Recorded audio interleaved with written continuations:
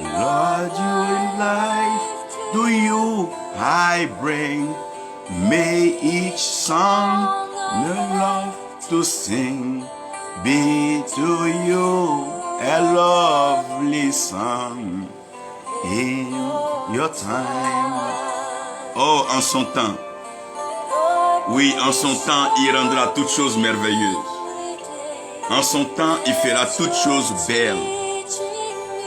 En son temps, il nous enseignera ses voies. En son temps, il nous expliquera les mystères cachés derrière ses principes. En son temps, il manifestera sa parole. Frères et sœurs, chers parents, amis, faisons toujours confiance à l'Éternel. Mettons notre confiance en lui et confions-nous pleinement en lui.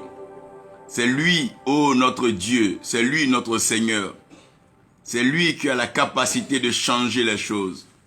C'est lui qui transforme les situations. C'est lui qui transforme les situations. C'est lui qui change les circonstances. C'est lui qui fait sortir. Oui, pour toujours. Oh Lord, oh God, thy word be settled. Oh, in heaven. Oh God, yes, forever. Oh, abide, oh Lord, in heaven. Oh God, oh forever. Thy word be settled in heaven.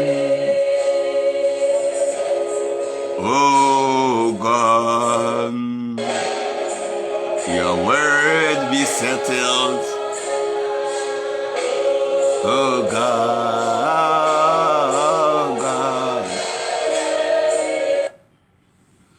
Oh Seigneur, merci notre Dieu, merci notre roi. Nous voulons te célébrer ce matin, nous voulons te remercier pour ce jour nouveau que tu nous accordes.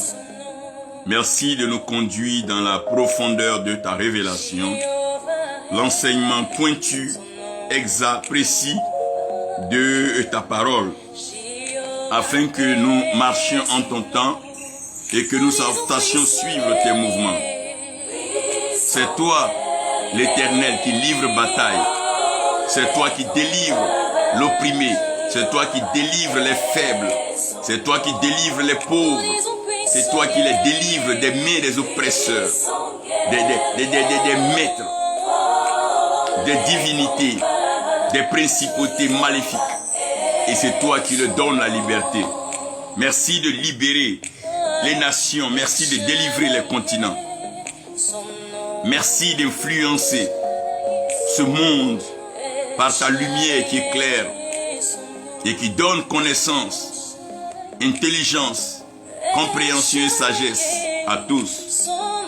Merci Père pour ta grâce et pour ta faveur. Tu es bon et nous t'aimons notre Dieu. Nous te célébrons ce jour.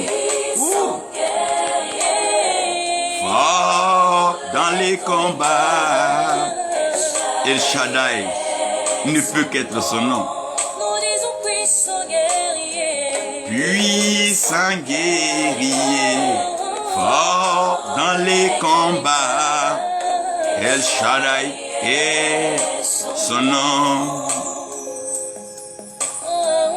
Emmanuel est son nom. Oh, Emmanuel est son nom. Emmanuel est son nom. Oh mon Dieu.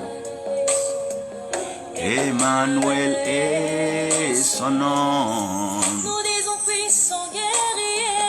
Puissant guerrier, fort dans les combats, Emmanuel est son nom. Les puissants guerriers.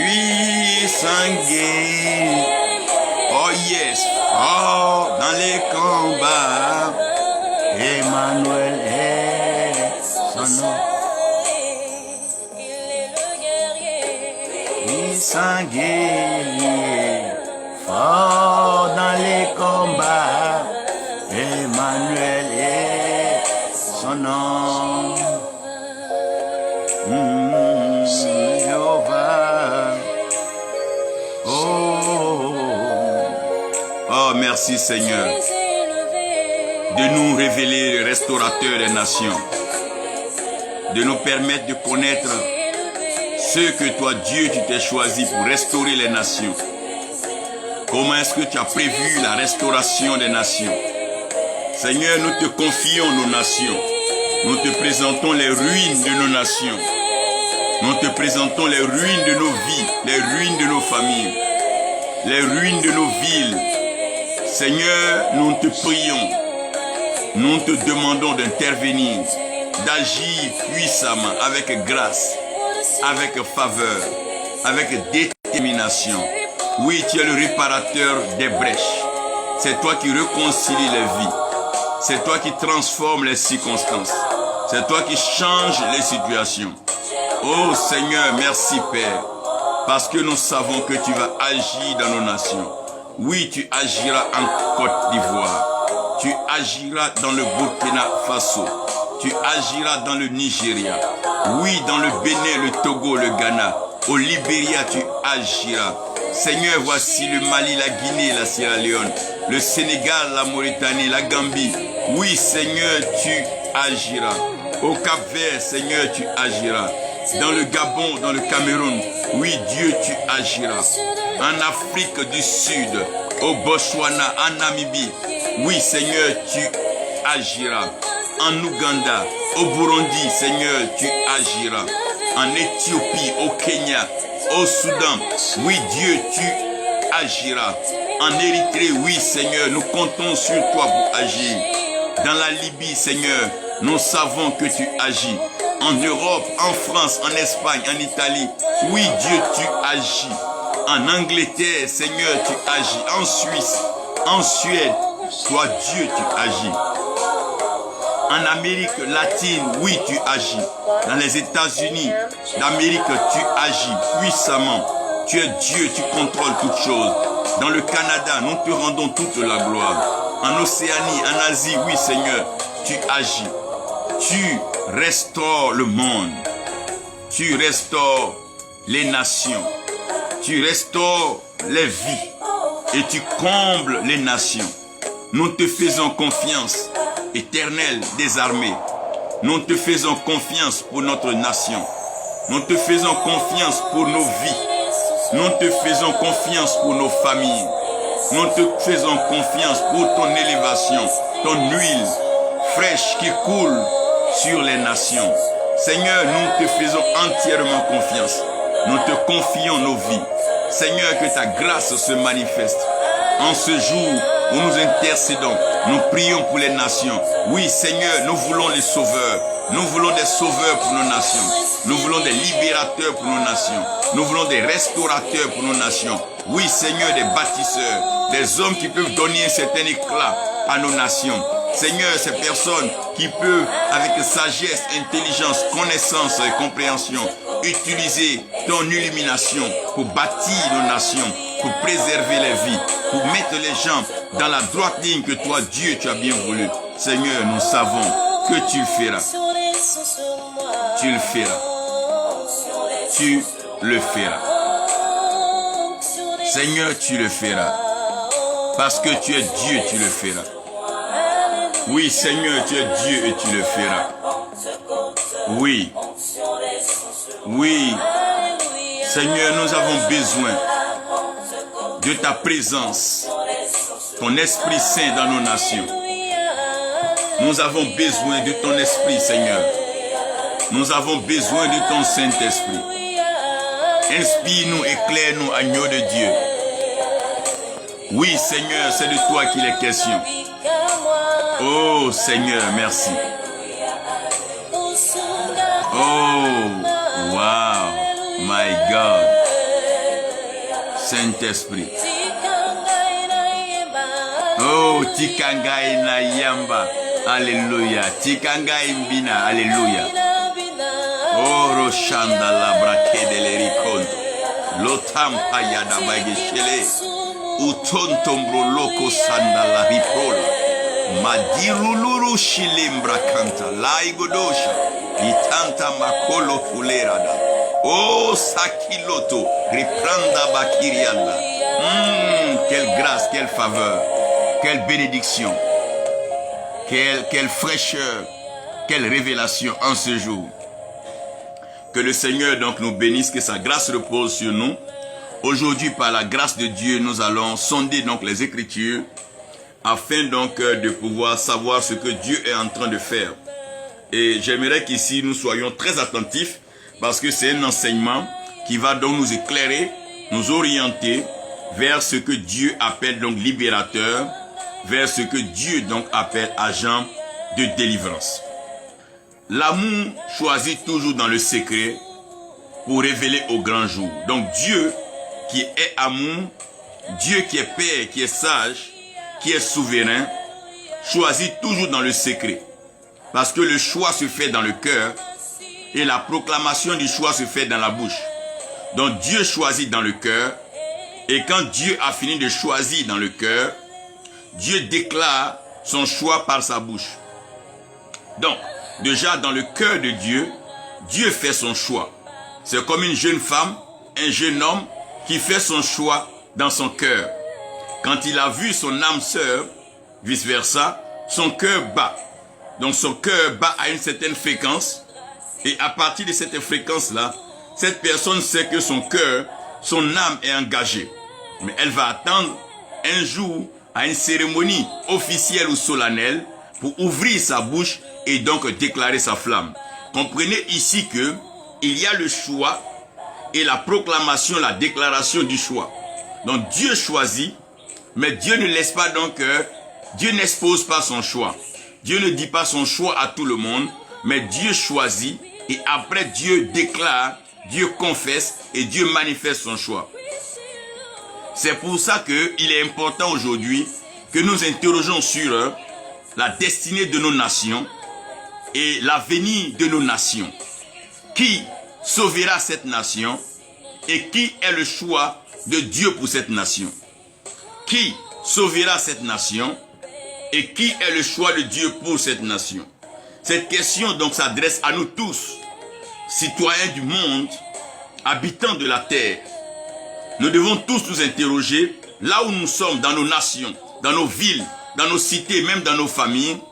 Qui est donc le choix de Dieu pour restaurer, pour redorer donc la face, faire luire la face et la grâce, la faveur de Dieu sur les nations. Vous savez, lorsque quelqu'un qui n'est pas approuvé par Dieu se trouve à la tête d'une famille, à la tête d'une maison, à la tête d'une activité, à la tête d'une communauté, ou une nation ou un continent, on a comme l'impression que les malheurs ne font que s'abattre sur ce lieu-là, tout simplement parce que celui qui est à la tête n'est pas donc le choix de Dieu. Mais quand le choix de Dieu est à la place que Dieu veut, voyez que le ciel s'ouvre et la terre reçoit les meilleurs, la bénédiction, à savoir la pluie abondante, pour pouvoir donc favoriser le bien-être, la nutrition, la santé et tout ce qu'il faut pour que les hommes soient heureux. Mais avant ici donc de vous parler, j'ai deux tests à vous soumettre au choix. Et je crois que vous allez lire ces deux tests-là. Je les ai donc rendus assez longs, assez étendus, pour que vous puissiez comprendre toute l'histoire, afin de suivre calmement la prédication qui va donc découler. 1 Samuel 16, verset 1 à verset 22.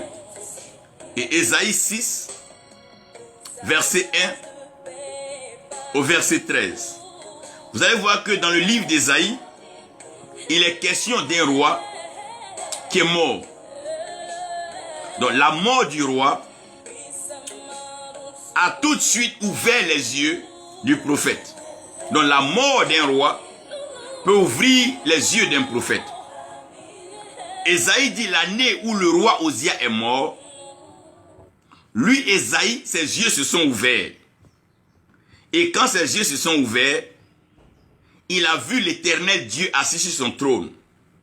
Donc, c'est quand Osia meurt que Ésaïe a cette capacité de pouvoir voir Dieu assis sur son trône. Je ne veux pas là dire que Osia était le blocage, mais je veux dire que l'année où le roi Osias meurt, c'est l'année là que Ésaïe, qui est prophète de l'Éternel, ses yeux s'ouvrent et il a l'occasion de pouvoir voir le trône de Dieu. Dans 1 Samuel, nous sommes dans un cas un peu similaire, mais cette fois-ci, le roi ne meurt pas physiquement. Mais le roi est rejeté par Dieu. Donc, Dieu va s'adresser à Samuel. Il va dire à Samuel, mais arrête de pleurer Saül, parce que j'ai déjà rejeté Saül. Saül ne peut plus être donc roi pour mon peuple. Je ne le tue pas. Il ne mourra pas. Mais il est rejeté. Il ne pourra plus assumer cette fonction. Mais remplis ta corne d'huile. Va chez Isaïe Zessé, le Bethléemite, parce que chez lui, je me suis choisi un roi. Donc nous voyons l'attitude du prophète à la mort d'un roi et l'attitude du prophète au choix ou la révélation d'un roi. Dieu s'est choisi d'abord celui qu'il voulait dans le cœur et après Dieu a manifesté son choix en révélant bien sûr le secret à ses serviteurs, les prophètes. Mais les secrets de Dieu sont tellement profonds que tant que Dieu ne te dit pas voici, garde le secret et cultive le secret. De peur qu'en disant le voici, tu te trompes trop vite comme Samuel s'est trompé à la vue des frères de David. Ce que je veux que vous sachiez, c'est que Dieu choisit toujours chaque personne pour un but. Mais la préoccupation de Dieu n'est pas la préoccupation des hommes. Parce que les hommes cherchent des hommes, mais ils ne savent pas pourquoi ils prennent des hommes. C'est pour ça que pour la plupart du temps, les choix que les hommes font les déçoivent. Parce que les hommes choisissent par passion, les hommes choisissent par désir, les hommes choisissent par affinité, les hommes choisissent par intérêt, les hommes choisissent parce que c'est mon frère, les hommes choisissent parce que il est de mon pays, il est de... Non. Dieu choisit pour un but. Donc, comprenez que les hommes choisissent par passion, par affiliation, par désir, mais Dieu choisit pour un but. Jacob a choisi Rachel parce qu'elle était belle, mais Dieu lui a confié Léa parce qu'elle enfantait. Voyez, souvent nous faisons des choix et nos choix deviennent des gangrènes, nos choix deviennent des cancers, nos choix deviennent des maladies dans nos vies parce que nous ne choisissons pas pour un but. Nous choisissons pour satisfaire un désir. Nous choisissons pour peut-être avoir une certaine image devant la société. Nous choisissons pour paraître, pour qu'on dise que nous aussi, nous avons fait ceci. Non. Dieu choisit pour un but. Et dans le choix de Dieu, Dieu ne choisit pas seulement le libérateur, mais Dieu choisit aussi le restaurateur. Pourquoi? Parce que dans le principe spirituel, dans le principe prophétique, une délivrance sans restauration est une œuvre inachevée. Le Seigneur dit, lorsqu'en délivrance nous chassons un démon d'une demeure et que cette demeure reste vide, ce démon qui va d'abord donc errer dans les lieux arides va se sélectionner 7 autres démons aussi dangereux et méchants que lui et ils reviendront. Comme ils retrouveront cette demeure vide, ils habiteront et la situation de cette personne-là sera pire. Elle sera encore plus cruelle, plus misérable qu'auparavant. Ça veut bien dire que le libérateur est aussi important que le restaurateur. Donc quand Dieu parle de libérateur, Dieu parle aussi de restaurateur. Ça ne sert à rien de détruire si on ne peut pas rebâtir. Ça ne sert à rien de gâcher si on ne peut pas restaurer. Jésus-Christ a dit que le temple dont il est question, il détruira ce temple-là et en 3 jours, il le rebâtirait.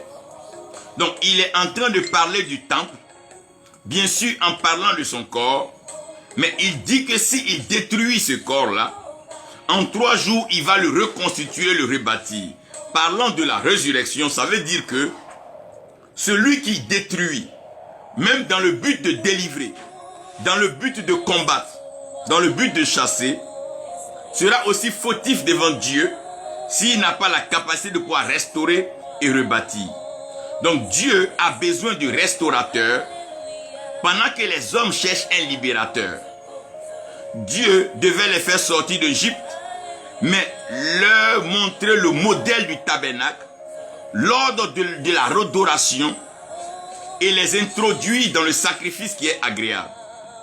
Donc il ne fallait pas seulement quelqu'un qui pouvait aller donc les faire sortir d'Égypte, mais quelqu'un qui pouvait les conduire dans la marche, dans la faveur, dans la connaissance croissante de Dieu. Donc, pourquoi Dieu va sortir un peuple d'une situation si Dieu ne propose pas meilleur à ce peuple? Pourquoi vouloir chasser quelqu'un d'une place si on ne propose pas meilleur que la personne? Pourquoi vouloir prendre quelqu'un qui est déjà quelque part, l'amener quelque part qui n'est pas meilleur que là où il est? Écoutez-moi très bien. Dieu n'a aucun problème avec un individu. Dieu n'a aucun problème avec un homme. Mais Dieu est libre de choisir. Et quand Dieu choisit, il est aussi libre de manifester son choix. Ça, il est Dieu. C'est Dieu qui choisit ses libérateurs et c'est Dieu qui choisit ses restaurateurs. Donc, Moïse a été choisi pour libérer le peuple. Josué a été choisi pour pouvoir emmener le peuple dans la restauration, la terre bien sûr promise. Parce que à un certain moment, vous vous souvenez, le peuple disait, mais Moïse, si c'était pour nous envoyer dans ce désert brûlant et chaud, mais tu aurais dû nous laisser en Égypte. Même si on était esclaves, au moins, on avait les concombres et la viande, on avait au moins de quoi manger chez Pharaon. Mais ne nous emmène pas dans ce désert brûlant, chaud, et nous laisser comme ça, Moïse. Tu n'aurais rien fait. C'est pour ça que dans le choix de Dieu, vous devez comprendre que en même moment qu'il y a le libérateur, il y a le restaurateur.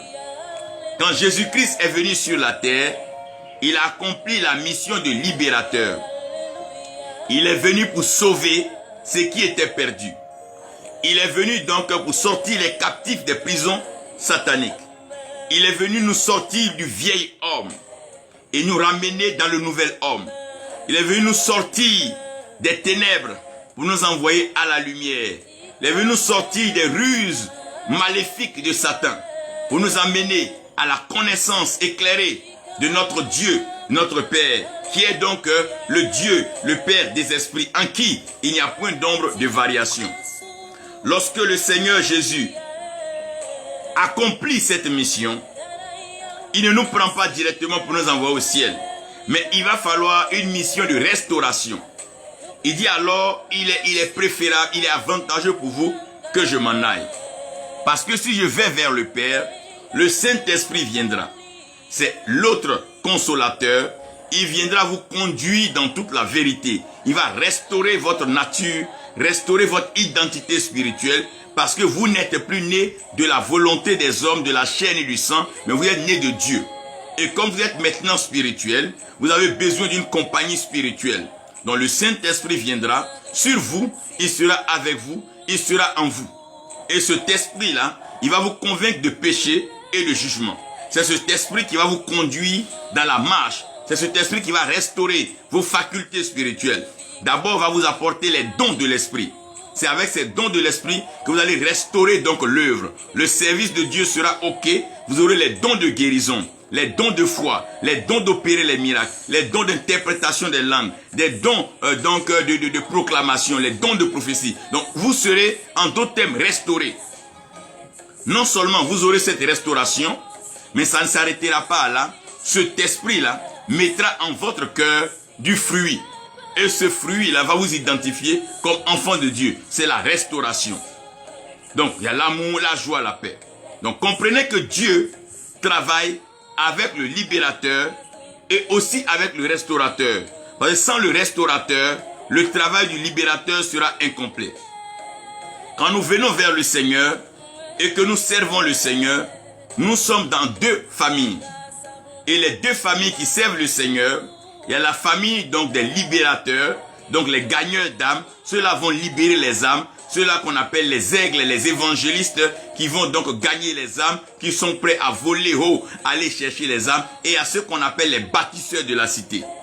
Donc vous allez voir que dans le ministère, il y a ceux qu'on appelle les gagneurs d'âmes et il y a ceux qui sont les bâtisseurs de la cité. Donc dans la famille des gagneurs d'âmes, vous allez voir les évangélistes avec grand E, donc eux tous, ceux qui sont pour le gain des âmes.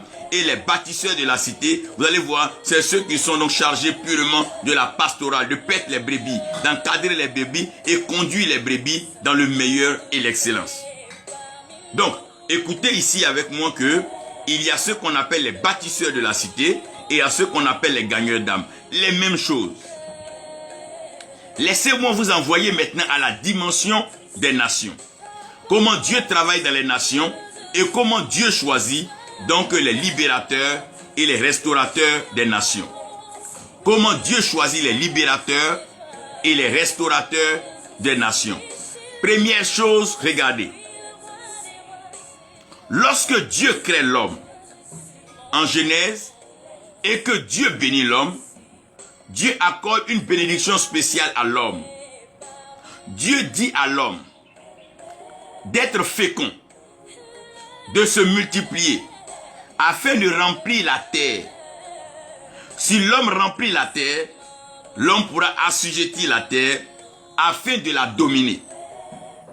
Donc, le premier lieu que Dieu veut que l'homme arrive à dominer en remplissant, l'assujettissant, c'est la terre.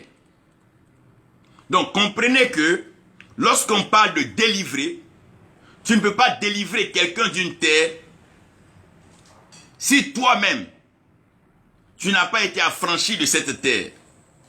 Si tu n'es pas affranchi d'une terre, il te sera difficile de délivrer quelqu'un sur une terre.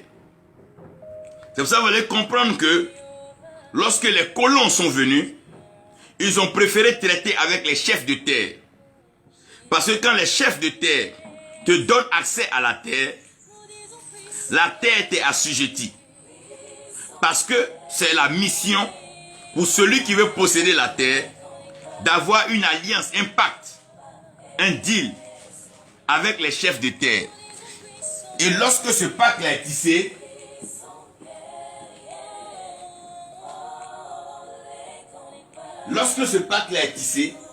il est plus facile, il est très facile de pouvoir posséder la terre. Donc tout libérateur doit connaître la terre qu'il doit libérer. Et Dieu dit à l'homme de dominer sur les poissons des eaux. Donc vous allez comprendre que quand on parle des eaux, on parle de l'espace maritime. Donc chaque nation a l'espace terrestre et a l'espace maritime. Mais vous allez constater déjà par la création que l'eau est plus puissante que la terre. C'est l'eau qui rend la terre fertile. C'est l'eau qui donne la végétation à la terre. C'est l'eau qui arrose la terre pour que la terre ait la verdure. Là où il n'y a pas d'eau, il n'y aura pas de verdure. On appellera cela désert. Donc l'eau a un pouvoir sur la terre. Donc vous allez comprendre que dans la plupart des nations, les richesses et les trésors des nations viennent des eaux. C'est pour ça que la puissance d'Égypte venait du Nil. Vous voyez par exemple, on parle de la Volta. En Côte d'Ivoire, on parle des fleuves. On parle de la mer, le Congo. On parle du Congo. Vous voyez, on parle du Nil ici. On parle du lac Tchad. On parle du Tanganyika. Vous voyez, donc ces fleuves, ces cours d'eau ont une puissance. On parle du Niger, voyez. Et le Nigeria appelle ça le Niger. Vous allez voir que le Nigeria, même par leur argent, le Naja, c'est le Niger. Et vous devez comprendre aussi que l'eau a un pouvoir sur la terre. Parce que les trésors des nations sont liés à l'eau. Donc celui qui a de l'eau a une domination facile sur celui qui n'a pas d'eau.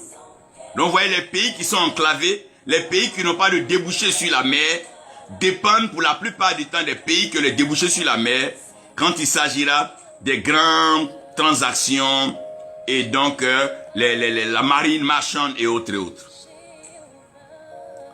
Et là où il y a l'eau, vous devez comprendre que dans chaque nation, il y a un feu. Ce feu, c'est la parole, c'est la communication, l'ambiance qui règne dans cette nation. Si ce feu est impur, cette nation ne connaît pas d'unité et pas de division en division. Et Dieu va demander à l'homme de dominer sur les oiseaux du ciel, les oiseaux dans le vent. Parce que celui qui domine dans les vents finit par dominer sur la terre, finit par dominer sur l'eau et finit par avoir une puissance de feu meilleure. Comment est-ce que Rawlings arrive à contrôler le Ghana? Rawlings est pilote. Quand on parle de pilote, on parle du symbole de l'aigle. On parle de l'oiseau. Celui qui est en l'air a une vue meilleure, il a une vue claire, il a une vue panoramique de la situation sur Terre. Donc même si 4-5 avions volent sur un pays, ils peuvent localiser toutes les forces militaires et tous les marins en un clin d'œil. Et de là-haut, faire des frappes ciblées pour neutraliser toutes les flottes terrestres et maritimes. C'est pour ça que vous allez voir que lorsqu'un pilote ou quelqu'un des forces de l'air est engagé dans la libération d'une nation, les choses vont vite parce que celui qui est en l'air voit mieux que celui qui est en bas. Nous rendons gloire à Dieu pour le retour de son serviteur. Rawlings auprès de lui. Je vais vous montrer ici que la plupart des gens qui ont pu dominer ont eu une certaine hauteur d'altitude, une certaine vue de hauteur. Ils ont pu élever leur pensée au-dessus de la mêlée. Parce que c'est celui qui est en haut qui domine et celui qui est en haut agit par le feu. Donc Dieu par là présente 3 espaces avec un élément commun de combat. Le fantassin, il est sur la terre, il combat avec le feu, ce qu'on appelle les armes à feu. Le marin, il est sur les eaux, il combat avec les armes à feu. Le pilote, il est en l'air et il combat avec les armes à feu. Ça veut dire que pour tout pays, pour tout territoire, pour toute surface, vous devez comprendre que selon la parole de Dieu, pour préserver, sécuriser une nation, il faut sécuriser l'espace aérien, l'espace maritime et l'espace terrestre. Donc, dans le choix de Dieu pour la délivrance, vous allez comprendre que Dieu choisit très souvent les aigles. Pourquoi? Parce que les aigles ont une certaine altitude. Vous voyez, quelqu'un qui est en l'air, tu ne peux pas l'attraper. Il est en haut. Il est au-dessus. Tout ce que tu peux faire, c'est toi te cacher. Et celui qui est en haut contrôle ce qui est en bas. C'est pour ça que le ciel commande et contrôle la terre. Parce que la terre est en bas et le ciel est en haut. Donc quand Dieu veut choisir, Dieu choisit quelqu'un qu'il élève. Parce que si le choix de Dieu n'est pas élevé, il ne peut pas être libérateur. Donc, dans une famille, c'est celui qui est élevé qui peut libérer la famille. C'est celui que Dieu a élevé qui peut donc sauver. Ça veut dire Dieu a élevé sa parole, il a exalté sa parole au-dessus de tous ses noms. Donc celui qui n'est pas élevé, il ne peut pas délivrer. Donc pour lever une indétermination, il faut forcément élever quelque chose. Il faut élever quelqu'un. Si personne n'est élevé, il n'y a pas donc de libération. Donc Dieu doit élever quelqu'un lorsque Dieu veut délivrer, lorsque Dieu veut restaurer. Quand Dieu veut libérer, il élève un libérateur, il le sort de prison, il le sort de la poussière, il le sort de l'enfantillage et il amène à un certain niveau de compréhension où le libérateur se lève au-dessus de la pensée de la mêlée. Il n'est pas conduit par les mouvements du peuple, les sentiments du peuple, mais il est conduit par une mission noble, une mission de Dieu. C'est ça le libérateur. Le bâtisseur aussi, c'est un homme qui est élevé en dignité, un homme qui est élevé en caractère, qui a un sens très aigu du travail et qui respecte les principes internationaux du travail. Sans ça, on ne peut pas avoir le libérateur, on ne peut pas avoir de bâtisseur. On ne peut pas être le plus pauvre de sa famille et libérer la famille. Si Dieu doit t'utiliser pour libérer ta famille, Dieu doit t'élever d'abord. Celui qui n'est pas élevé, il ne peut pas libérer. Donc quand Dieu veut libérer, Dieu élève quelqu'un. C'est pour ça le choix que Dieu fait, Dieu choisit dans le cœur et Dieu élève son choix. Oui, Dieu élève son choix. Lorsque le choix de Dieu est élevé, Dieu l'élève pour un but. Il dit, Jacob, tu es mon serviteur. Je t'élèverai et je t'élèverai bien haut. Pourquoi? Parce que Dieu sait que plus tu élèves un homme, tu lui donnes l'attitude et la dimension de l'aigle. Vous voyez? Oh mon Dieu, laissez-moi ici vous conduire quelque part. Jésus-Christ a besoin de rencontrer Jean. Jean qui est donc l'apôtre, le disciple qu'il aimait, qu'il mettait sa tête sur la poitrine du Seigneur. Et dans la poitrine, il y a le cœur. La Bible dit pendant donc la persécution, les temps de tribulation, troubles de l'église, chacun allait ça et là, selon qu'on les conduisait. Jean fut conduit sur l'île de Patmos. Et l'île de Patmos est une terre donc entourée d'eau. Alors que comme c'est une terre, le lion peut avoir accès s'il est sur la terre. Mais si le lion est hors de la terre, à cause de l'eau, le lion est éliminé. L'homme ne peut pas arriver là-bas parce que quoi? L'homme ne peut pas traverser tout ça par la nage. Donc le seul qui peut arriver là-bas, c'est l'aigle. Parce que l'aigle est le seul qui a la capacité de chasser dans l'air, sur la terre et sur les eaux. Oh mon Dieu, l'aigle a la capacité de descendre sur la terre, prendre un serpent, les lever, les traîner dans les hauteurs. L'aigle a la capacité de pourchasser un oiseau dans le ciel, pourchasser le vautour et le corbeau pour l'exterminer en l'air. L'aigle a la capacité de plonger bas et prendre un poisson et le lever. Oh mon Dieu, l'aigle chasse dans les 3 dimensions. Celui que Dieu choisit, c'est quelqu'un qui a la faveur de la terre, la faveur des eaux et la faveur du vent. Quand Dieu élève quelqu'un, Dieu élève avec la faveur de la terre. Quand cette personne met son pied sur la terre sent des secousses. La terre sent que quelqu'un est arrivé. Quand Dieu t'élève, regardez, quand tu es quelqu'un, tu es béni, tu es riche, et que tu arrives au village, tout le village est en fête, ça danse, ça chante. Je me rappelle quand on était encore enfant. Quand le président paix à son âme, Feu Boigny venait à Msokro, mais la ville était en ébullition, en fête. Tout le monde, dans les plus petits campements, tout le monde était en fête. Pourquoi? Parce que quelqu'un d'élevé est arrivé sur le sol. Quand Dieu veut libérer une nation, il élève quelqu'un. Quand Dieu veut bénir, quand Dieu veut libérer, il élève quelqu'un. C'est quand Dieu élève quelqu'un, quand Dieu élève quelqu'un. Quand Dieu élève quelqu'un. Quand Dieu veut bénir, Dieu élève quelqu'un. Dieu t'élève au-dessus de la terre, au-dessus des eaux et au-dessus de l'air. Pourquoi? Parce que les démons de la terre ne pourront pas t'attraper. Les démons des eaux ne pourront pas te nuire. Et les principautés dans les airs ne peuvent rien te faire. C'est pour ça que l'aigle est le seul oiseau qui vole au-delà du firmament. Là où les autres oiseaux ne peuvent pas aller, il s'entraîne dans la voltige. Il se laisse emporter par les vents contraires. Parce qu'il a été choisi, il a été élevé. Oui, la Bible dit celui qui s'attend à l'Éternel, il renouvelle ses forces comme l'aigle. Pourquoi? Parce que l'aigle a la capacité de chasser sur la terre, sur l'eau et dans les airs. Dieu choisit toujours les aigles pour accomplir des missions. Regardez un peu, lorsqu'il y a une guerre, les hélicos qui volent peuvent donner la situation de tout le monde.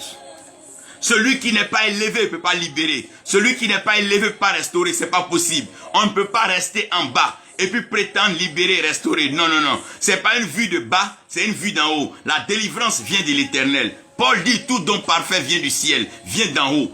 Le secours vient d'en haut. David dit je lève les yeux vers les montagnes. car le secours me vient de l'Éternel. Le libérateur, la libération vient de l'Éternel. Le salut, le secours vient de Dieu. C'est Dieu seul qui peut élever. Et quand Dieu élève, Dieu élève. Dieu élève pour un but. Pourquoi? Parce qu'aucune situation ne change si personne ne se lève. Aucune situation ne change si personne ne se lève. Si tu ne te lèves pas, si tu ne te lèves pas pour combattre ces démons, ces esprits qui sont contre ta vie ne changera pas. Si tu ne te lèves pas pour crier contre la pauvreté qui est en train de te nuire, tu ne seras jamais dans le plan de la richesse et la prospérité. Si tu ne te lèves pas pour combattre cette ignorance qui t'a envahi comme les ténèbres, tu n'auras jamais la connaissance. Oui, quand une situation ne peut changer que quand quelqu'un se lève.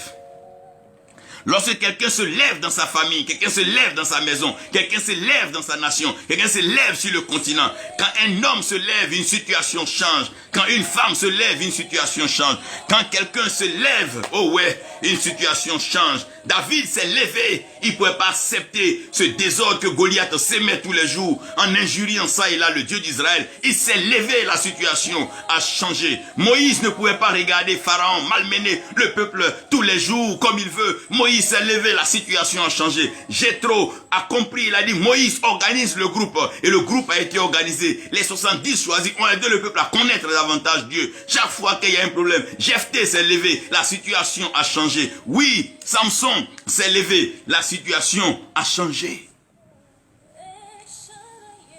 Mardochée s'est levé, la situation a changé. Josué s'est levé, la situation a changé. Tous les jours, vous devez comprendre qu'aucune situation ne change dans la vie d'un homme, d'une famille, d'un foyer, d'une communauté, d'une nation, d'un continent, si personne ne se lève. Si personne ne se lève, mettant de côté les calculs humains, si personne ne se lève, si personne ne se lève, voyez, Dieu va créer des opportunités pour présenter des hommes. Mais si personne ne prend le courage pour se lever, que voulez-vous que Dieu fasse?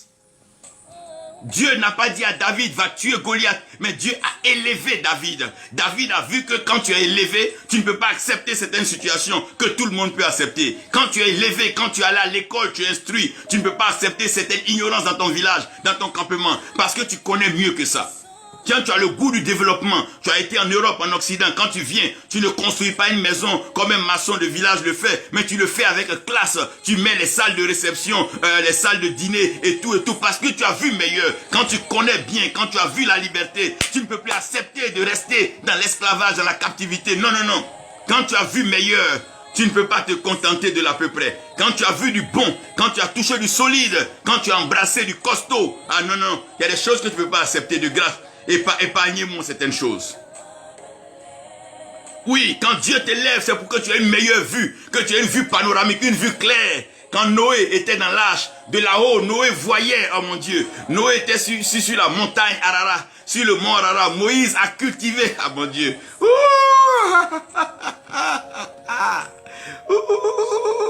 Dieu t'élève pour que tu vois mieux clair que tes frères et leur montrer le chemin. Dieu t'élève pour que tu vois mieux clair que tes sœurs, pour que tu vois le chemin. Lorsque tu comprends le plan de Dieu, tu ne détruis plus les hommes, mais au contraire, tu les orientes dans le meilleur. Celui qui a compris Dieu ne combat pas les hommes. Il sait que le combat n'est pas charnel. C'est pas un combat de sang, c'est pas un combat de chair. C'est un combat d'esprit. C'est un positionnement. Une nouvelle façon de comprendre, une nouvelle façon de voir.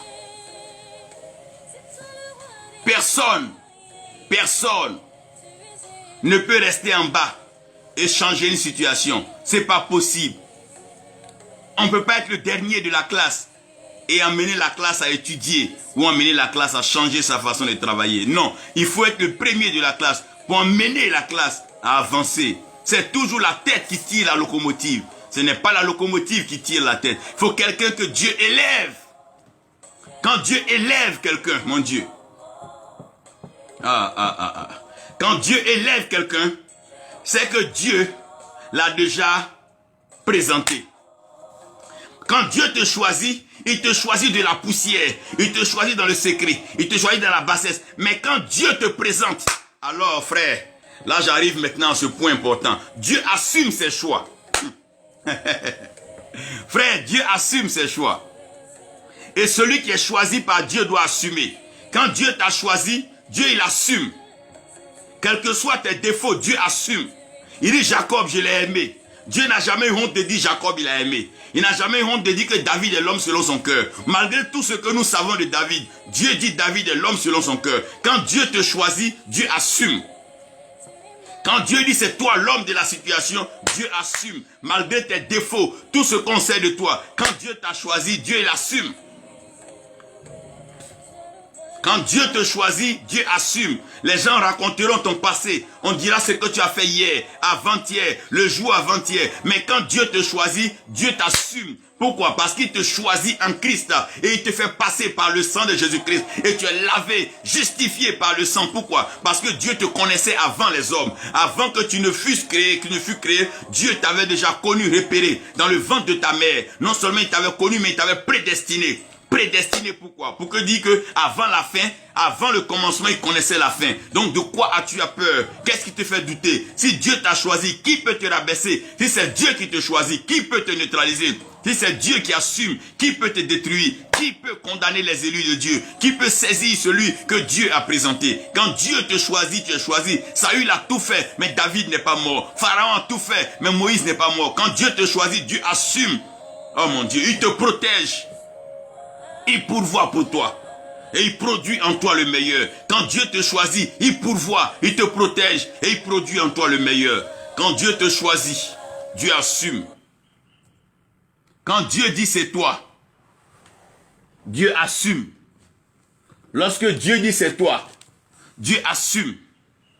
Les hommes, malheureusement, n'assument pas. Malheureusement, les hommes n'assument pas. Ce qu'ils disent, ils ne font pas.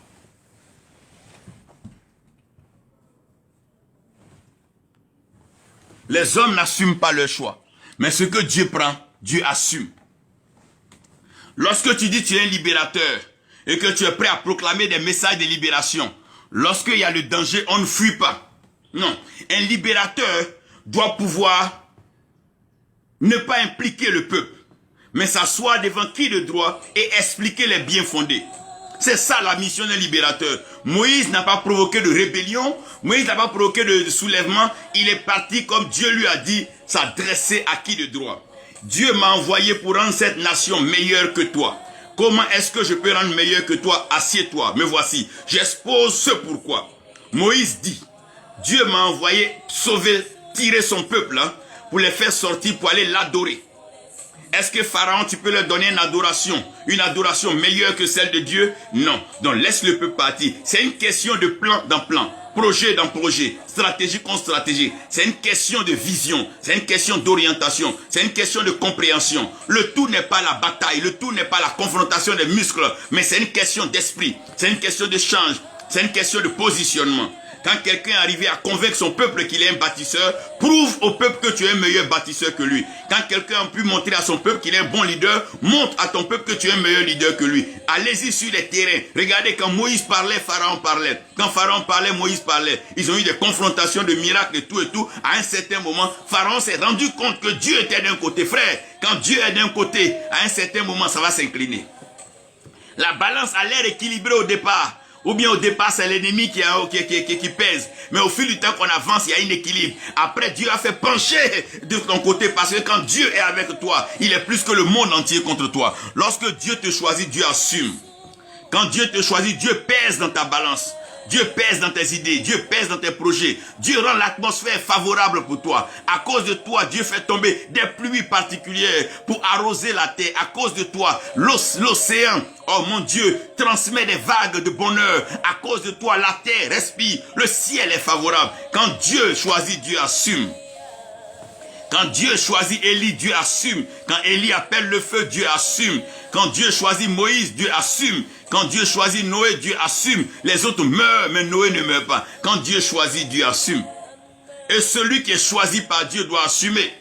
Le choix de Dieu n'a plus peur. Regardez, voilà 4 choses que le choix de Dieu ne doit jamais avoir. Quand tu es choisi par Dieu, ne doute jamais. Quand tu es choisi par Dieu, n'aie jamais peur. Quand tu es choisi par Dieu, ne te sens jamais coupable. Quand tu es choisi par Dieu, ne te sens jamais complexé.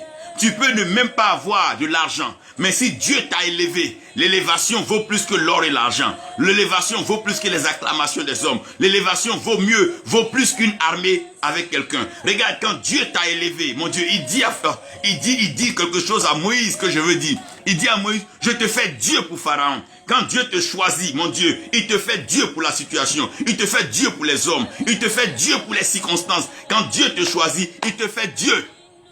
Il dit, Moïse, je te fais Dieu pour Pharaon.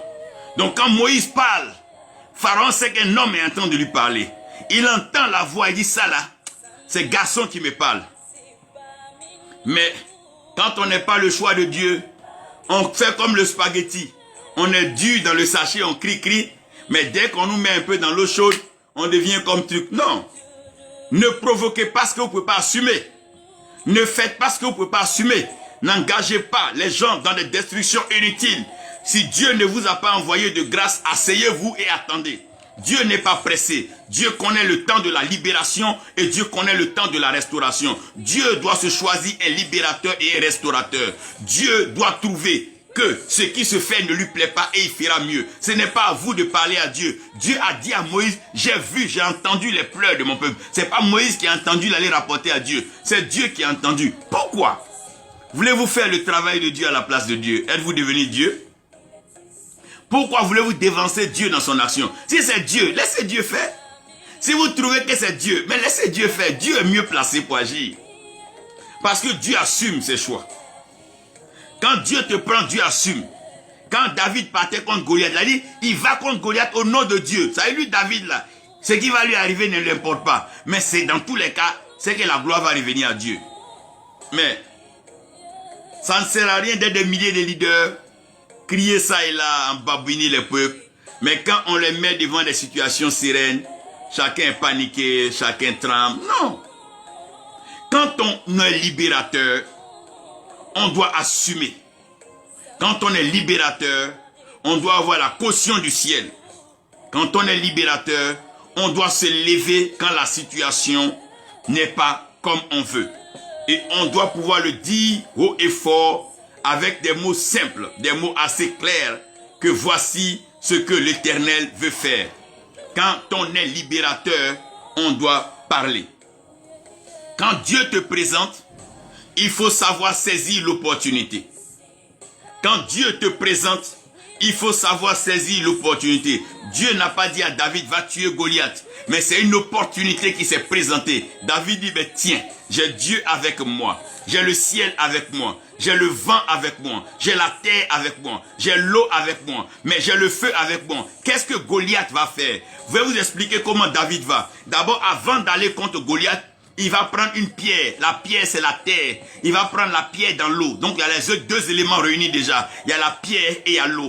En allant contre Goliath, il va parler. La parole est un feu. Nous avons la terre, l'eau et le feu.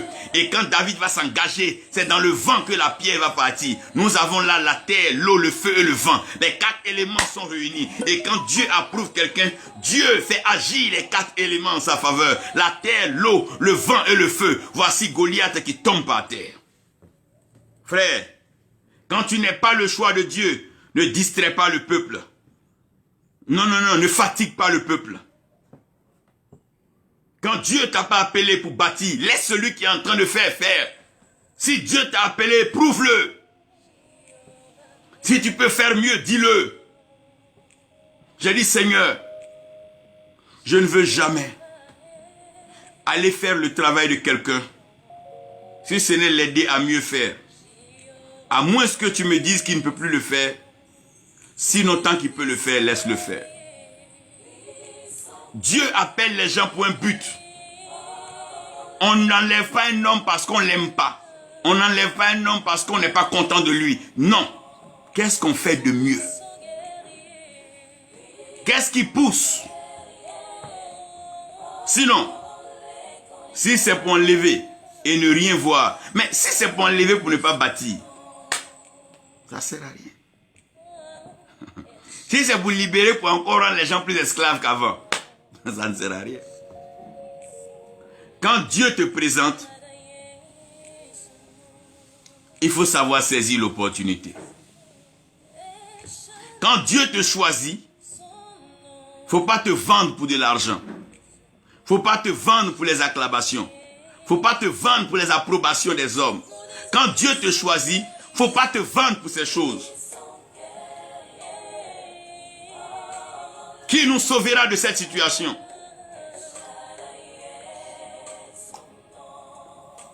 Qui est le choix de Dieu? Qui nous sauvera de cette situation? C'est de ça qu'il est question.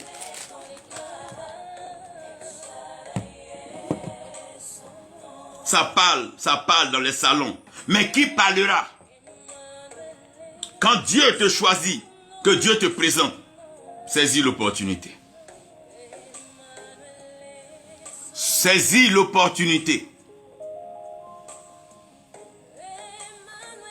Qui s'arrêtera pour parler face à face, pour dire, je crois que ton temps est fini, voici ce que je vais faire de la part de Dieu. Si c'est Dieu, il produira la conviction dans le cœur de l'ennemi. Ça veut dire quand Dieu approuve les voix d'une personne, il incline en sa faveur le cœur de ses ennemis. Il incline les cœurs des rois. Il incline les cœurs des dictateurs, des monarques, des chefs. Il incline les cœurs quand Dieu approuve les voix d'une personne. Quand Dieu est d'accord avec ce que tu veux faire, il incline les cœurs, même des plus incrédules. Il emmène les plus incrédules à croire. Quand Dieu approuve quelqu'un. Donc si Dieu t'a approuvé, et de façon unanime, le peuple même te suivra. Quand Dieu t'a approuvé, les femmes te chanteront. Les femmes ont chanté, Saül a tué ses 1000, mais David a tué ses 10 000. David n'est pas allé donner de l'argent aux femmes pour chanter ses honneurs, mais les femmes ont chanté de façon spontanée. Quand tu saisis l'opportunité, oh mon Dieu, les hommes t'apprécient. Quand tu saisis l'opportunité, tu touches les cœurs, parce que tout le monde a peur. C'est celui qui va sortir de sa peur qui va conduire tout le monde. Lorsque tous les disciples avaient peur dans la barque, Jésus a dit à Pierre, Pierre a dit, Jésus, si c'est toi, dis-moi de venir vers toi. Il dit, Pierre, viens. Quand Pierre a commencé à marcher sur les eaux, les autres disciples ont dit, mais ne sommes pas nous les mêmes personnes, mais c'est lui vraiment qui est choisi, c'est lui qui est notre leader. C'est pour ça le jour de la Pentecôte, vous voyez bien, quand le Saint-Esprit vient, c'est Pierre qui prend la parole, le premier pour parler, et 3000 âmes sont converties. Frère, quand Dieu te choisit, ce qui fait peur aux hommes ne te fait pas peur. Ce que les hommes ont peur de dire, toi tu peux le dire. Quand tu as le choix de Dieu, tu es un interdit pour le diable. Job était le choix de Dieu. Il a dit à Satan, tu peux tout faire, mais ne touche pas à la vie de Job. Tu peux tout faire autour de lui, mais tu ne touches pas à sa vie. Dieu assume ses choix. Quand Dieu te choisit, Dieu te protège. N'aie peur de rien. Si Dieu t'a choisi pour chanter pour sa gloire, on peut tout faire, mais ta mélodie sera entendue dans les nations du monde. Si Dieu t'a choisi pour prêcher son évangile, tu prêcheras jusqu'aux extrémités de la terre. Si Dieu t'a choisi pour être un instrument de prospérité, partout tu iras dans les lieux les plus arides. Les personnes les plus pauvres connaîtront la lumière de la prospérité. Elles seront éclairées par ton comportement, ton langage, tes faire, tes gestes et tes actions. Dieu choisit et Dieu assume. Qui sauvera nos nations? Qui est assez élevé par Dieu? Qui n'est pas dans ces pratiques de fétiches, de pratiques maléfiques? Qui pense que c'est Dieu qui l'a élevé, qui lui a donné une certaine largeur de cœur, qui peut aimer tout le monde, même ses ennemis, qui peut aimer même ses adversaires, qui peut aimer même ceux qui l'ont torpillé, qui peut aimer, qui a un cœur large? Qui peut venir et ne se vengera pas pour détruire les autres, mais au contraire les félicitera pour ce qu'ils ont pu faire? Qui? Ça n'a jamais été dans la pensée de Moïse que Pharaon meurt. David n'a jamais pensé à la mort de Saül. La preuve, chaque fois qu'il a eu l'occasion, il ne l'a pas tué. Quand on est le choix de Dieu, on n'est pas obligé de tuer. Mais on s'impose. Parce que c'est Dieu qui nous a choisis. Quand Dieu te choisit, tu t'imposes. Quand c'est Dieu qui te présente, de quoi as-tu peur? Maintenant, je vais vous parler du conflit d'être choisi. Vous savez, tout ce que Dieu choisit, vivent un grand conflit. Quand vous voyez un homme qui est vraiment choisi de Dieu, il y a un grand conflit, il y a un grand combat en lui. Parce qu'il est sur la terre et il veut vivre selon les désirs et les passions de la terre. Mais en même temps, il a une opération spirituelle en lui qui fait qu'il ne peut pas pleinement faire comme les autres, mais il doit faire comme Dieu veut. À cause du choix de Dieu, il va se retrouver dans la solitude. Quand tu es choisi par Dieu, n'aie pas peur de la solitude. La solitude peut être une prison physique. La solitude peut être une prison spirituelle. La solitude peut être une isolation. La solitude peut être une mise à part quelque part, comme Jean sur l'île de Patmos. Tu es loin de tes parents, tu es loin de tes frères, tu es loin de ton pays, tu es loin de tes activités. Tu es seul dans ta chambre, seul dans ta maison. Tu es là et tu réfléchis, tu médites, tu parles. Et Dieu te parle et tu parles seul. Mais tu ne parles pas seul, il y a des anges qui t'entendent. Il y a des anges autour de toi. Parce qu'ils savent que tu es le choix de Dieu. David s'était retrouvé seul dans la brousse. Jean le Baptiste s'était retrouvé seul dans le désert. Il dit, je suis la voix de celui qui crie dans le désert. Cette voix solitaire qui crie dans le désert, qui crie disant, repentez-vous car le royaume des cieux est proche. Jean est la voix de la solitude. David est le berger solitaire qui est seul en brousse et qui avec la harpe, oh mon Dieu, chante des cantiques, des louanges, une adoration merveilleuse à l'éternel Dieu. Dans sa solitude, il attire Dieu. Dieu n'est pas une question de masse. Dieu n'est pas une question de quantité. Dieu, c'est une question de qualité. On peut être 10 000 dans un temple sans voir la gloire de Dieu. On peut être 1 million de personnes sans voir la gloire de Dieu. Mais un cœur pur, un cœur sincère, un cœur ouvert, un cœur exposé, un cœur humble, un cœur exposé devant Dieu. Ouf!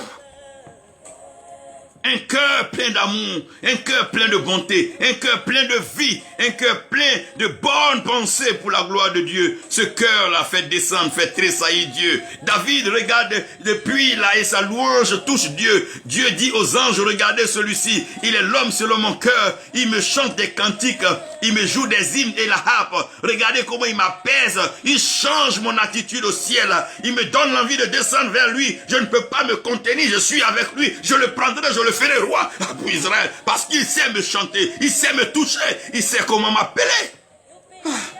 C'est l'homme selon mon cœur. La solitude n'est pas un abandon, la solitude n'est pas une mort, la solitude n'est pas une destruction, mais la solitude, c'est là où les choix de Dieu, les oins de Dieu se forgent. C'est dans la solitude que les oins de Dieu se préparent.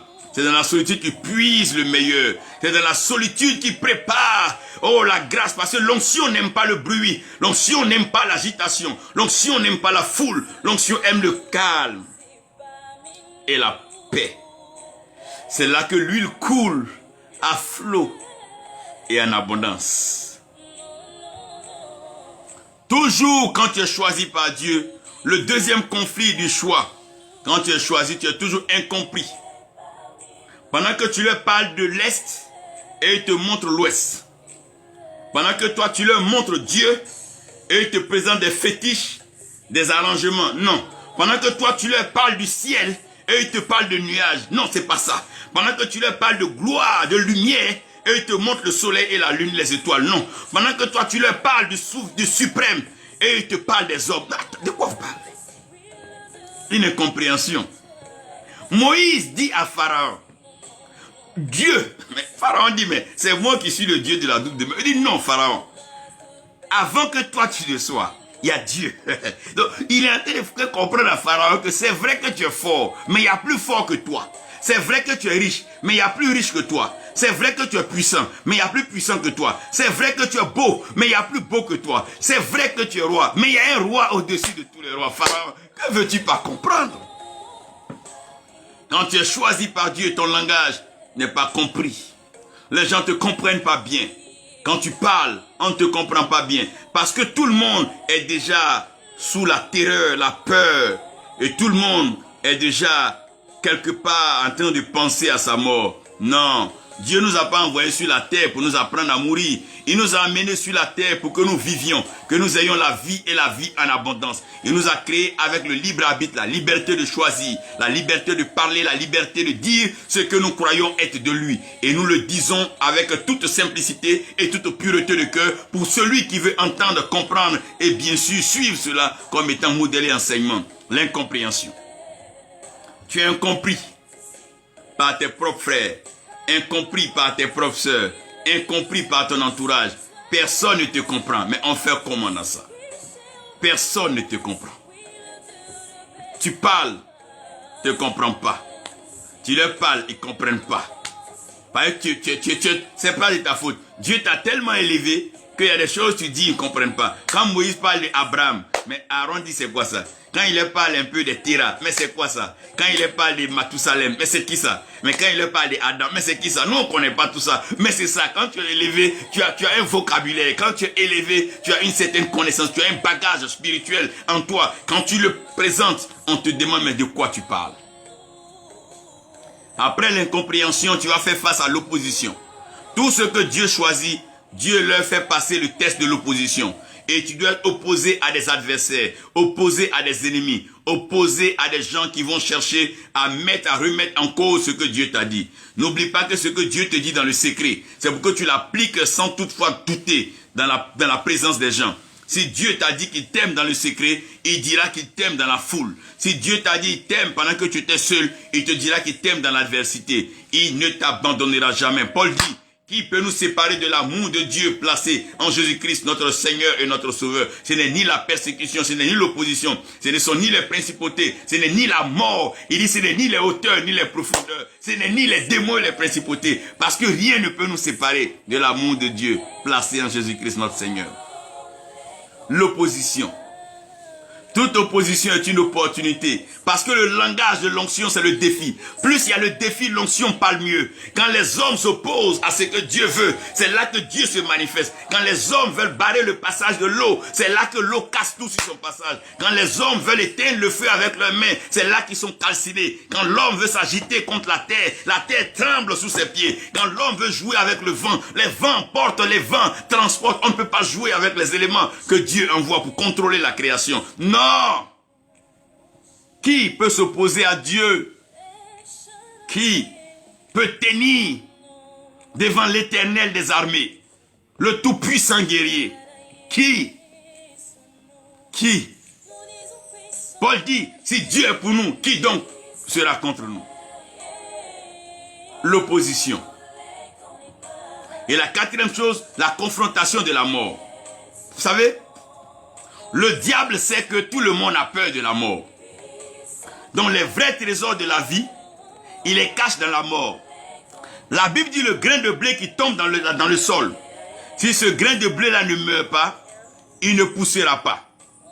Ça veut dire que la germination commence lorsque le grain de blé meurt. Rien ne peut pousser si rien ne meurt. Il n'aura jamais de moisson si la sémence ne meurt pas. Donc, la grâce de la moisson est cachée dans la mort. C'est pour ça que quand Jésus-Christ a été crucifié, la Bible dit, il est descendu dans le séjour des morts. Et c'est dans le séjour des morts qu'il est allé prendre la clé. Il allait prendre les clés. Et il a pris les clés dans le séjour des morts. Frère, face à la mort, Dieu est le Dieu de résurrection. Il a ressuscité Lazare. Il a ressuscité Jésus-Christ. Il a ressuscité plusieurs dans la Bible. Dieu est le Dieu de la résurrection. Face à la mort, sache que Dieu va te ressusciter. Même si les hommes veulent te tuer, Dieu va te ressusciter. Même si les hommes veulent tuer ton image, ils veulent tuer ton nom, salir ton nom, tuer ta réputation, Dieu va te ressusciter. Même si les hommes veulent t'humilier afin de te tuer dans ton âme, te tuer dans ton ego, te tuer dans ta personnalité, Dieu va te restaurer. Même si les hommes veulent mentir sur toi, te tuer, oh mon Dieu, ils veulent te détruire. Mais Dieu va te ressusciter. Ils peuvent t'exposer nu, mais Dieu va te revêtir. Comme Adam s'était retrouvé nu avec Ève. Mais Dieu les a revêtus dans le second Adam, dans le dernier Adam, qui a triomphé. Waouh! La confrontation de la mort. C'est devant la mort que les hommes réunissent Dieu. Ah, moi, je ne connais pas Dieu. Ah, moi, c'est pas tel qui m'a... Ah, moi, c'est pas tel qui m'a envoyé. Ah, moi, c'est tel qui m'a dit de faire ça. Ah, moi, c'est tel... Devant la mort, les gens réunissent. Devant la mort, les gens réunissent. Le Dieu qui donne vie. Qu'est-ce que c'est la mort devant Dieu? Il est éternel. La mort, c'est quoi devant Dieu? Ce n'est qu'une rupture pour une continuité. Ce n'est qu'une fin pour un recommencement. Qu'est-ce que c'est que la mort devant Dieu? Dieu est immortel. Paul dit, mort, où est ta victoire? Mort, où est ton aiguillon? Ah mon Dieu. Paul, tu parles. Parce que tu as le choix de Dieu. Frère, si tu as peur de la solitude, tu as peur d'être incompris, tu as peur de l'opposition et tu as peur de la mort, tu ne peux jamais valider le choix de Dieu. Dieu doit t'équiper de telle sorte que devant la mort, tu sois digne et fier. Si ce que tu présentes est de Dieu, que les hommes essaient de tuer, Dieu va ressusciter. Paul dit, le Jésus-Christ, Pierre dit, le Jésus-Christ que vous avez crucifié, Dieu l'a souverainement élevé. Dieu l'a ressuscité d'entre les morts. Dieu l'a ressuscité d'entre les morts. J'aime bien cette partie-là. Dieu l'a ressuscité d'entre les morts. Ressuscité d'entre les morts. Afin que lui, là, il soit le premier. Le premier né d'entre plusieurs frères. Donc après lui, il y a plusieurs qui seront ressuscités. Voici le choix de Dieu. Ici, laissez-moi vous faire un exposé clair. Voici le choix de Dieu. Dieu peut compter sur lui. Voici le choix de Dieu. Dieu peut compter sur lui.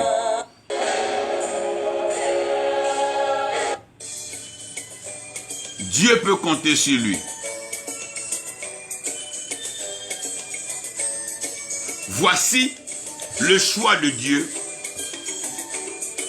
Et Dieu peut compter sur lui.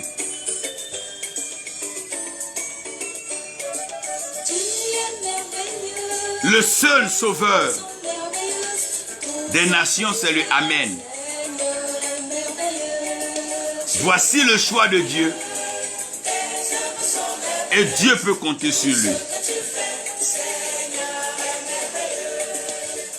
Voici le choix de Dieu.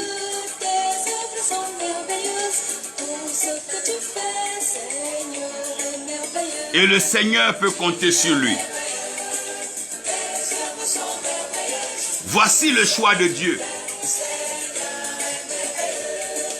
Car le Seigneur peut compter sur lui. Voici le choix de Dieu. Et le Seigneur peut compter sur lui. En Ésaïe, après donc la mort du roi Osia, et que les yeux d'Ésaïe s'ouvrent, il voit Dieu assis sur son trône élevé, et le pan de sa robe qui couvrait tout le temple. Après qu'il ait vu les séraphins qui chantaient Saint, Saint, Saint, l'Éternel, les armées, qui prenaient donc deux de leurs ailes pour couvrir leurs pieds, deux pour couvrir leur face et deux pour s'envoler. Ésaïe criait à lui-même, malheur à lui, car il habite dans un peuple impur, aux langues impures. Et il a vu le Seigneur. Alors, l'un des séraphins va prendre un charbon ardent. Il va venir toucher la langue. Comme au jour de la Pentecôte. Le jour de la Pentecôte, nous allons recevoir donc les langues de feu. Et ces langues que nous avons reçues là, nous l'avons reçues par l'esprit d'adoption. Et cet esprit nous permet de crier Abba Père.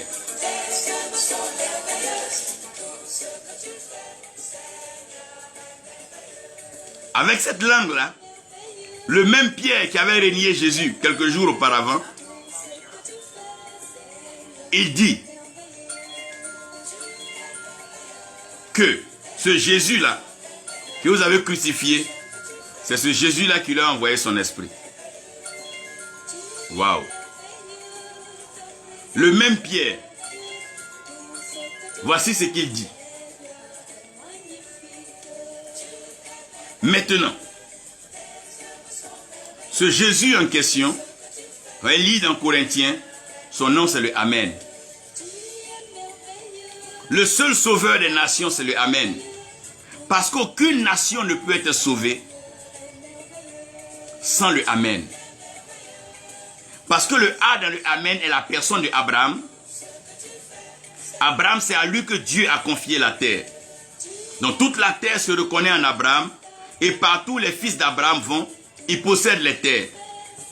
Et la terre leur est favorable parce que Dieu a promis la terre à Abraham. Donc vous comprenez aussi que la terre fait partie de la délivrance, de la restauration d'une nation. Si la terre donc n'est pas restaurée, la nation n'est pas restaurée. Si la terre n'est pas sauvée, la nation n'est pas sauvée. Et Abraham est le père de la foi. Et la foi a un lien avec les oreilles, l'écoute et l'obéissance. La Bible dit que si nous sommes dociles et obéissants, si nous écoutons la voix de Dieu, que nous mettons en pratique la parole de Dieu, nous allons donc faire quoi? Manger des meilleures productions de la terre. Après le A d'Abraham, nous avons le M de Moïse. Moïse qui veut dire sauver des eaux. Quand on parle de Moïse, on parle de la grâce, la faveur des eaux. Moïse a été sauvé des eaux. La mission de Moïse, il a rencontré sa femme où il y avait les eaux. Moïse a fait tout avec les eaux. Quand il revient en Égypte, les grands miracles, on voit les eaux qui se transforment en sang. C'est avec Moïse qu'on voit ça pour la première fois. Et c'est Moïse qui va ouvrir la mer Rouge avec un bâton. L'eau va s'ouvrir, Moïse va traverser. C'est Moïse qui va parler à un rocher. L'eau va sortir, taper un rocher, l'eau va sortir. Personne d'autre ne va le faire dans la Bible. En la personne de Moïse, nous voyons la manifestation, le salut, la restauration des eaux. Nos eaux doivent être restaurées. Nos eaux doivent être purifiées. Nos mers, nos fleuves, nos lagunes, tous les courants d'eau doivent être restaurés. C'est ça, sauver, restaurer une nation. Cela sert au bonheur, à la vie, à la vitalité, surtout au rayonnement de la terre de la nation. Dans le Amen, nous avons le E. Le E, c'est Élie. Élie a été révélé par le feu. Il a agi par le feu, il a travaillé par le feu, il a démontré Dieu par le feu, il a prouvé Dieu pleinement par le feu, il a tout fait par le feu. En repartant, c'est le feu qui est venu le chercher par des chars de feu. Donc en la personne de Élie, c'est le feu. Quand on parle de feu, on parle de quoi? La chaleur, l'ambiance, la fraternité, ce qui permet à des frères et à des sœurs d'être ensemble. C'est cette chaleur, cette envie de se retrouver, cette flamme qui brûle. Chaque frère a envie de voir sa sœur sans lui faire du mal. Il y a le feu étranger. Le feu étranger, c'est le feu de guerre. C'est le feu avec lequel les gens s'entretuent. Mais le feu, la flamme d'amour, la flamme familiale, la flamme qui permet aux gens de vivre ensemble, c'est cette flamme-là qui est meilleure. C'est de cette flamme que je veux parler. Ce feu, cette ambiance dans cette maison, dans cette famille, c'est ce qui permet aux frères, aux sœurs de demeurer ensemble, afin que là, Dieu déverse sa bénédiction en abondance. Ce qui sera donc comme la rosée d'Hermon, c'est aussi comme l'huile fraîche qui coule sur la tête d'Aaron, comme vous le savez. Regardez bien. Il y a une certaine chaleur, une certaine ambiance dans chaque nation. Chaque nation a sa chaleur, a son feu, a son goût. Quand tu vas dans chaque ville, chaque capitale ou bien chaque pays, il y a un certain feu, un certain langage, une certaine ambiance. Et ce feu-là, on appelle ça la flamme nationale. Elle est entretenue par l'âme de la nation. C'est quelqu'un que la nation aime, la nation comprend qui a cette flamme. Quand cette personne est là, tout le monde se retrouve dans ce bain, dans cette fête, dans cette ambiance. C'est ça la flamme nationale. Le N, c'est la personne de Noé. Comme je vous ai dit, Noé a été le seul qui a survécu au déluge parce qu'il était dans les airs. Et son bateau, donc, s'est suspendu sur le mont Ararat, l'âge de Noé. Et le mont Ararat, c'est une montagne élevée. On ne peut pas vivre dans l'altitude si on n'a pas la faveur du vent et de l'air. Et quand Noé voulait faire ses courses, il envoyait le corbeau ou la colombe. Tu ne peux pas envoyer les oiseaux dans l'air si tu ne maîtrises pas l'air, tu ne maîtrises pas le vent. Donc, dans ce Noé, on veut parler donc du vent. Donc, Dieu est en train de nous expliquer qu'une nation, Celui qui doit sauver, qui doit délivrer la nation, il doit maîtriser la terre, doit maîtriser l'eau, il doit maîtriser le feu et il doit maîtriser le vent. Tu ne peux pas délivrer une nation, tu ne peux pas sauver une nation, tu ne peux pas restaurer une nation si tu ne maîtrises pas la terre, l'eau, le feu et le vent. Si tu ne maîtrises pas ces 4 éléments, tu ne pourras pas maîtriser une nation. Mais l'élément qui est indispensable, c'est le vent. Dieu a soufflé dans les narines de l'homme un vent de vie, un souffle de vie. Cet homme doit être un vivant, doit vivre pas un homme mort. Il doit être vivant, vit parce qu'il est né de nouveau. Il vit dans le souffle de Dieu, il vit dans la grâce de Dieu. Il ne vit plus dans la peur, dans la chair de l'homme mortel. Mais il est renouvelé, il est transformé par la grâce et la faveur de Dieu. C'est pour ça que Jésus-Christ est l'Amen. La Bible dit il est le véritable, il est l'Amen. Car les promesses de Dieu en Jésus-Christ sont oui et amen. Celui qui est le sauveur, le restaurateur des nations, son nom c'est Jésus-Christ. Celui qui a la faveur, celui qui a cette grâce de pouvoir sauver, restaurer nos nations, celui-là c'est Jésus-Christ. C'est Jésus-Christ qui est le sauveur des nations. C'est lui qui est le libérateur des nations. Celui qui n'a pas Christ, il n'a rien. Celui qui a Christ, il a tout. Christ en moi, l'espérance de la gloire. La gloire de nos nations dépend de Jésus-Christ. Qui acceptera Jésus-Christ aujourd'hui? Parmi les leaders politiques, qui acceptera Jésus-Christ? Qui viendra, quelles que soient ses pratiques, se mettre à genoux, dire Seigneur Jésus-Christ, je t'accepte aujourd'hui comme Seigneur et comme Sauveur. Je veux compter sur toi pour libérer, restaurer, bâtir ma nation. Seigneur, c'est toi qui as le plan, c'est toi qui es le créateur, c'est toi qui es le concepteur, tu es le propriétaire de la terre, des eaux, du vent et du feu. C'est toi le vrai propriétaire. Seigneur, je veux compter sur toi pour restaurer ma nation. Qui? Car Jésus-Christ seul, il est l'espoir des nations. Jésus-Christ seul, il est le sauveur des nations. Jésus-Christ seul, il est le bâtisseur des nations. Jésus-Christ seul, c'est Jésus-Christ seul, Côte d'Ivoire. C'est Jésus-Christ seul, nation. C'est Jésus-Christ seul, que les nations du monde entendent. C'est Jésus-Christ seul. Aujourd'hui, le combat n'est pas contre un homme, mais c'est des démons, c'est des principautés. C'est tout un système satanique qui est libéré. Seul Jésus-Christ peut triompher. Seul Jésus-Christ a triomphé. Seul Jésus-Christ peut te rendre victorieux, car il est plus que vainqueur. Oui, il est plus que vainqueur. Il est plus que vainqueur. Il est plus que vainqueur. Voici l'homme de la situation. Il a demandé à Esaïe, qui enverrai-je dans le ciel? Personne ne s'est levé, les autres avaient peur. Qui enverrai-je? Qui marchera pour nous? Qui ira pour nous? Jésus-Christ s'est levé, il a dit, me voici. Me voici. Me voici. Me voici, envoie-moi pour faire ta volonté. Qui veut sauver sa nation? Qui veut restaurer sa nation? Qui veut bâtir sa nation? Aujourd'hui, je t'invite. Mets tes genoux au sol et prie. Dis, Seigneur, si tu m'as envoyé dans telle nation, tu m'as fait naître sur telle terre, c'est que j'ai une mission à accomplir. Seigneur, je veux contribuer à la construction de ma nation. Seigneur, je veux contribuer à la libération de ma nation. Seigneur, je veux contribuer au rayonnement, à la joie, au bonheur de ma nation. Oui, Seigneur, fais de moi un instrument de bâti, un bâtisseur. Fais de moi un libérateur. Fais de moi un homme de faveur. Fais de moi un homme d'inspiration, un éclaireur. Seigneur, fais de moi une lance. Fais de moi une pierre spéciale pour bâtir ta maison dans les nations.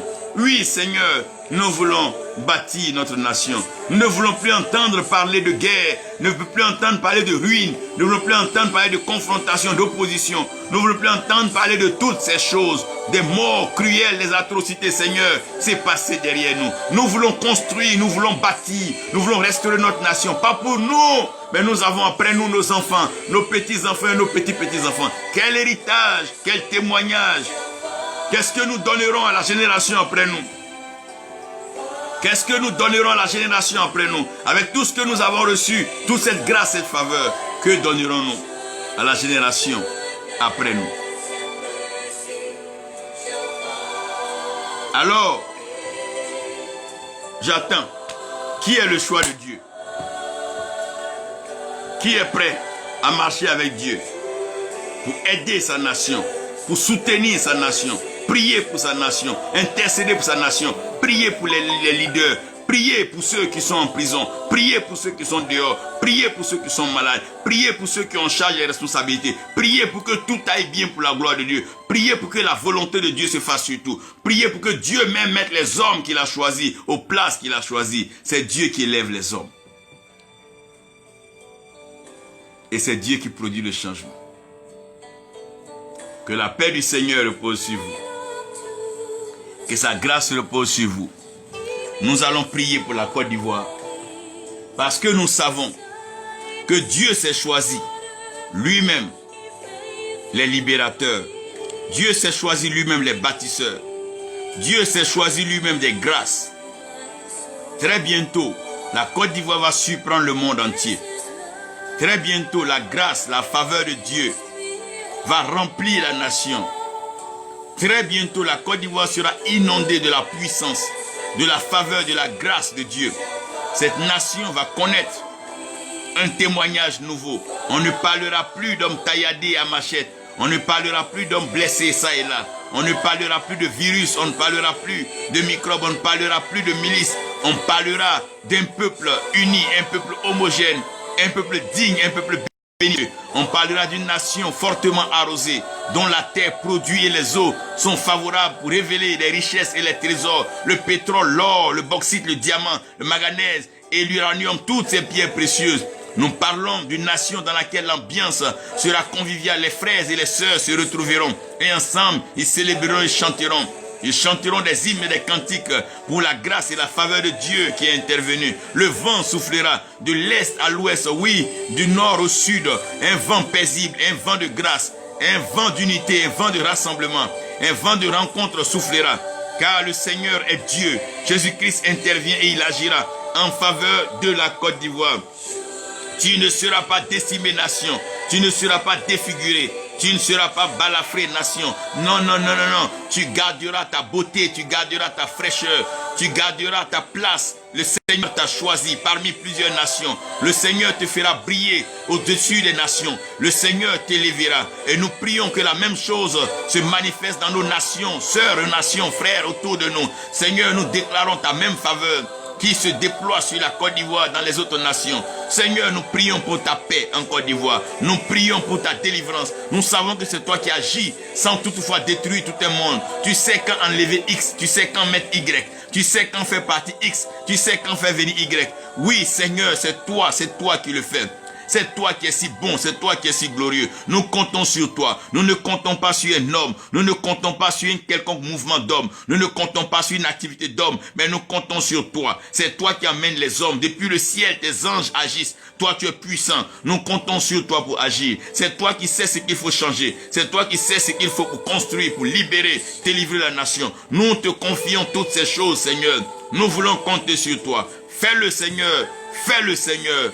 Fais-le, Seigneur, afin qu'aucun homme ne tire la gloire, afin qu'aucun homme ne se tape la poitrine pour dire qu'à un tel moment, c'est moi qui ai mis tel, c'est moi qui ai mis tel. Non, c'est toi Dieu qui établit les hommes, c'est toi Dieu qui élève les hommes, c'est toi Dieu qui choisit. Depuis le ventre de nos mères, tu nous as choisis et tu as choisi nos sexes, nos races, nos terres, nos nationalités dans lesquelles nous devons naître. Seigneur, tu as le choix qui choisit.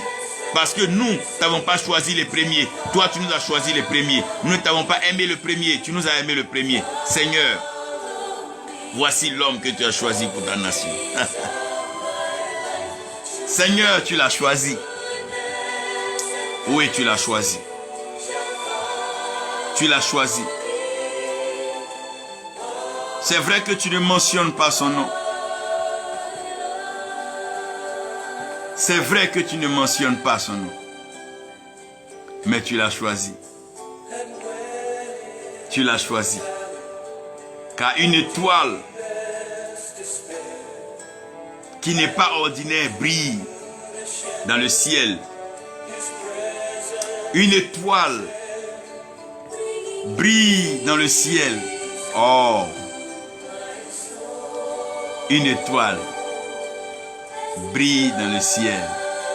Makes me oh, surely goodness and mercy shall follow me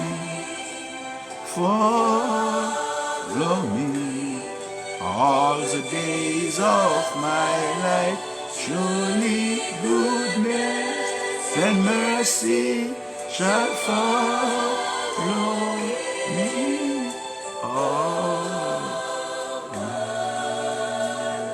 Sois en paix, Côte d'Ivoire. Sois restauré, Côte d'Ivoire. Sois béni, Côte d'Ivoire. Le Seigneur est à l'œuvre. Bientôt, et très bientôt, le bon berger délivrera ses brebis, les fera paître dans le vert pâturage et les amènera vers les eaux paisibles. Et le bonheur et la joie accompagneront la Côte d'Ivoire tous les jours jusqu'au retour de Jésus-Christ. Que le Seigneur bénisse la nation et que le Seigneur bénisse ses coins. Que le Seigneur bénisse les plus petits de cette nation. Que les anges de l'Éternel soient avec ceux qui sont en prison.